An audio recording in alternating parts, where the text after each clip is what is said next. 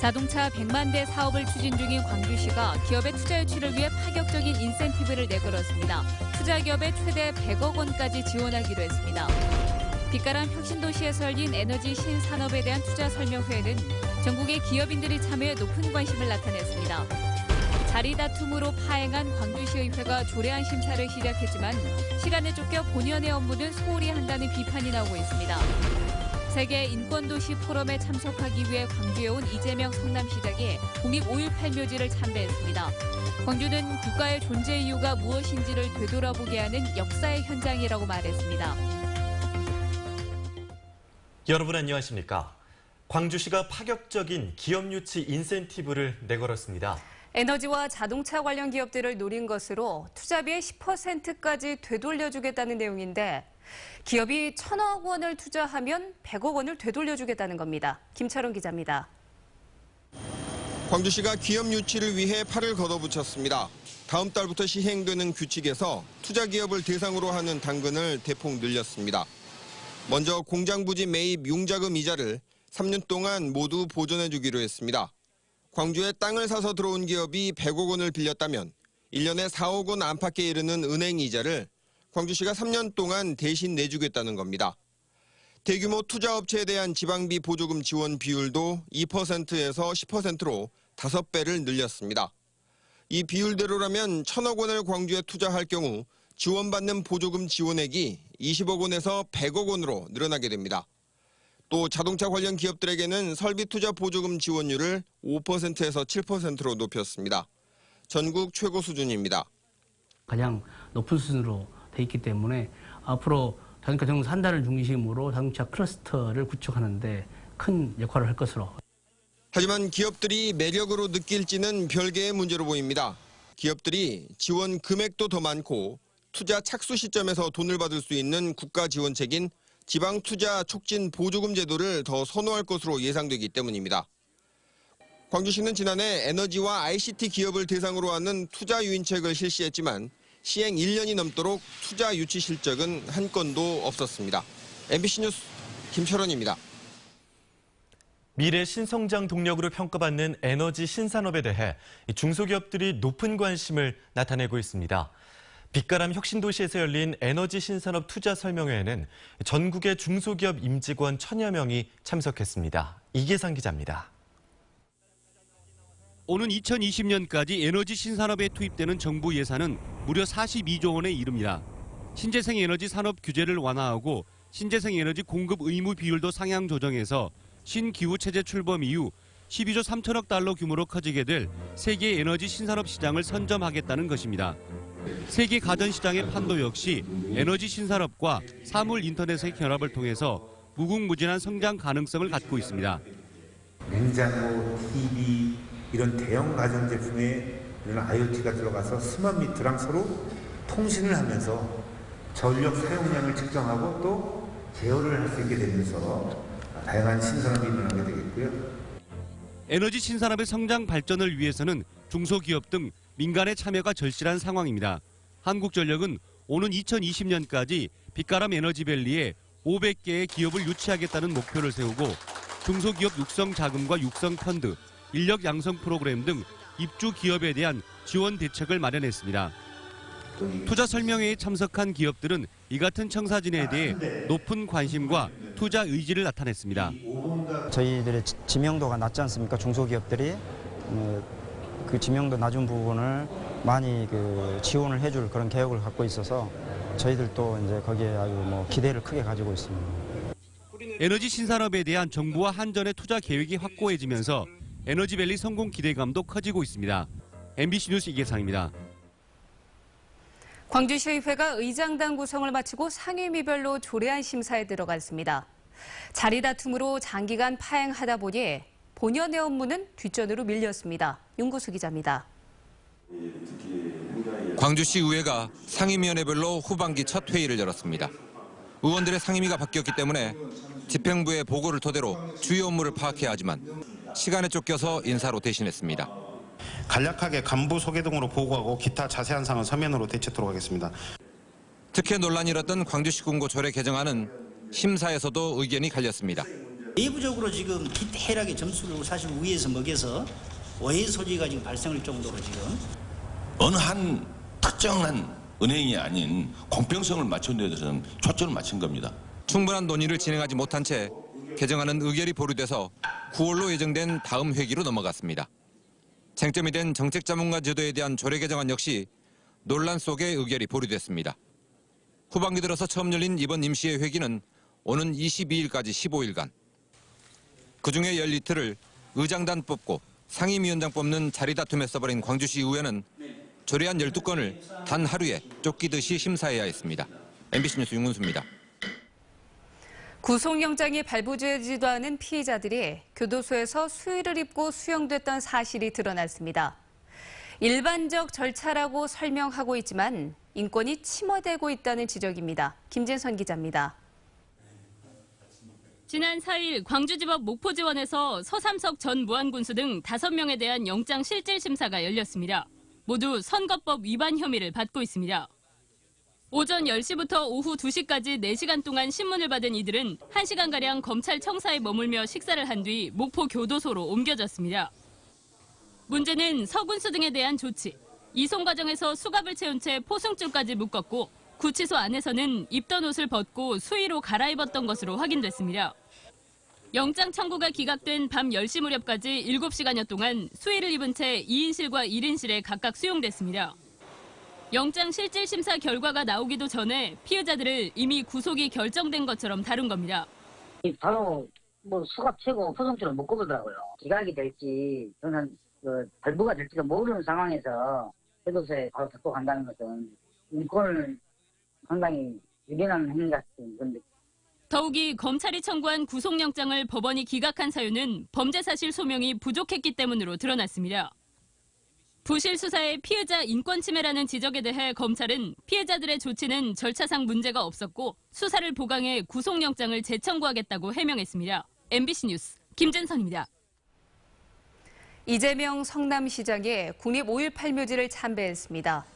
이재명 시장은 5.18 묘지를 참배한 자리에서 광주는 국가의 존재 이유가 무엇인지를 되돌아보게 하는 역사의 현장이라며 광주 정신을 잊지 않겠다고 말했습니다.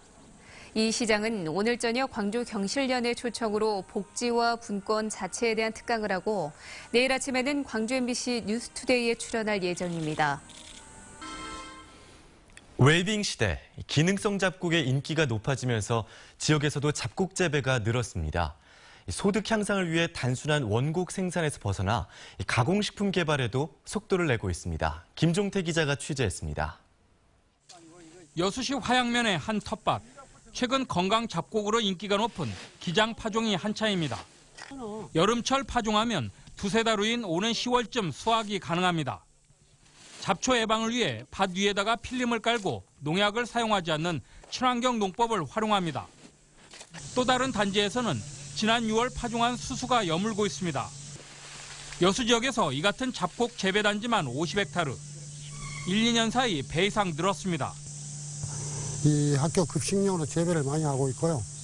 노약자가 되더라도 또 소득면에서 잡곡이 낮기 때문에 재배를 많이 하고 있어요.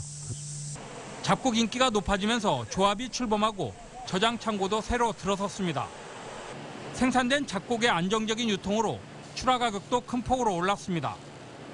조화 수수의 경우 40kg 한 포대에 10만 원에 이릅니다. 특히 생산 재배하는데 노동력 절감이 되어지고 또 판로가 확실한 부분에 있어서 농민들이 많이 선호하고 좋아하고 있는 편입니다. 생산된 잡곡은 조화, 수수, 기장 등을 혼합시킨 브랜드로 로컬 푸드 시장에 내놓고 있습니다. 올해 안으로 잡곡 과자를 만드는 등 가공식품 개발에도 힘을 쏟고 있습니다. 현재 1차 가공을 넘어서 11월에는 잡곡 두부 과자 생산까지 할 예정입니다. 그렇게 되면 잡곡 소비 촉진도 되고 농가 소득 향상에 많은 도움이 될 것 같습니다. 쌀에 밀려 예전에는 찬밥 신세였던 잡곡. 이제는 영양 많은 웰빙식으로 경쟁력 있는 소득 작물이 되고 있습니다. MBC 뉴스 김종태입니다.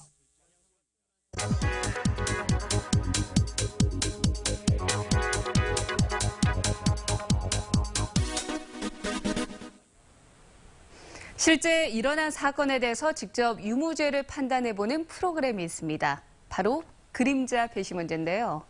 지난 2010년 9월 광주지방법원에서 운영을 시작한 이 프로그램은 일반인이 국민참여재판에서 배심원 역할을 직접 체험해보는 겁니다.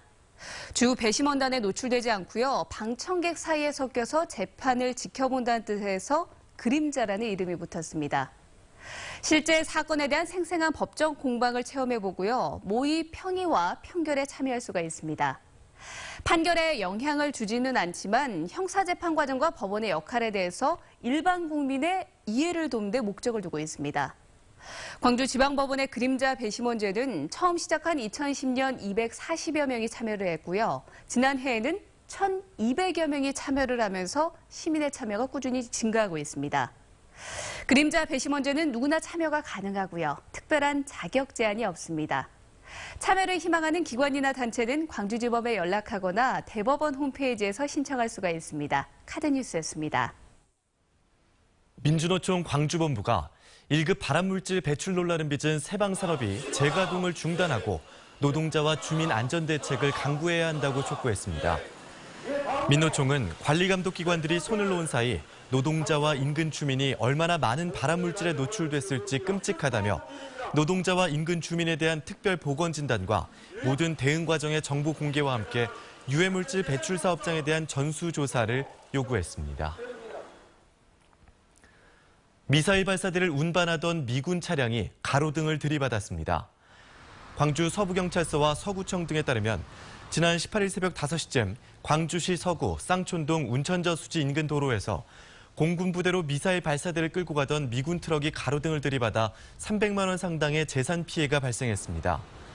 주한미군 지휘협정 규정에 따라 미군 측은 가로등 복구 비용의 25%만 지불할 것으로 예상됩니다. 문화재를 관람할 때 역사적 배경, 이야기들을 알 수 있다면 더욱 흥미롭겠죠. 문화재를 과학적으로 복원, 보존하는 과정을 통해 역사 이야기를 들려주는 전시가 국립나주박물관에서 열리고 있습니다. 이미지 뉴스 리포터입니다. 신라의 학자 최치원을 그린 작품 최치원 진형. X선으로 촬영하자 덧칠로 감춰졌던 문구류와 2명의 동자승이 드러납니다. 저구에서는 먹선을 뚜렷하게 해 감춰졌던 그림의 정보를 알려줍니다. 이처럼 평범한 초상화가 궁금증을 자아내게 된 건 문화재를 과학적으로 보존, 복원해내는 보존과학 덕분입니다. 더 좋은 재료나 적합한 방법들이 개발이 되면 다시 그 방법을 적용시킬 수 있도록 원래 상태로 되돌릴 수 있는 그런 보존 처리를 해야 합니다. 문화재를 보존하거나 복원하는 데 가장 기본이 되는 단계는 관찰. 경주 부부총에서 출토된 금귀거리에서는 금실 위에 작은 금구슬들을 발견해야만 고도로 발전했던 신라인들의 금 세공 기술을 알 수 있습니다. 사도세자의 딸 청현군주의 치마 밑단, 금박 장식처럼 시간이 지나도 화려하게 품위를 유지할 수 있는 건 보존과학 덕분입니다. 이곳은 보존과학을 체험해보는 공간입니다. 이렇게 모형을 가지고 문화재를 만들 수도 있고 영상기기를 활용해 가상현실에서 문화재 보존을 해볼 수도 있습니다. 큰 현미경을 이용해 손으로 녹을 제거하던 7, 80년대부터 3D 프린터를 이용해 정교한 부분까지 재현해내는 현대까지. 보존과학이 들려주는 문화재 이야기는 9월까지 국립나주박물관에서 만날 수 있습니다. MBC 뉴스 이미지입니다. 지난해 유대회 때 맞춰 처음 열렸던 세계 청년 축제가 올해 2번째 행사를 준비하고 있습니다. 광주시는 청년은 히어로다를 주제로 2016 세계 청년 축제를 국립아시아 문화전당 일대에서 오는 28일부터 사흘간 개최한다고 밝혔습니다. 6개 영역으로 구성된 올해 축제는 공연과 청년 상해 페스티벌, 잔디극장 별밤 영화제, 그리고 도심 속 캠핑, 청년을 바꾸는 지혜 강연 등으로 구성되어 있습니다. 광주 지역 영화인들은 광주 국제영화제에 대한 시민들의 인지도가 매우 낮다며 보조금 지급을 중단하라고 거듭 주장했습니다. 광주 지역 영화인들은 지난 9일 충장로에서 시민 300여 명을 대상으로 설문조사한 결과 63%가 광주 국제영화제를 모르고 92%는 한 번도 참여한 적이 없는 것으로 나타났다고 말했습니다. 영화인들은 오는 26일 광주시의회에서 시민공청회를 열고 광주 국제영화제 문제 해결과 지역영화 활성화 방안 등을 논의할 예정입니다.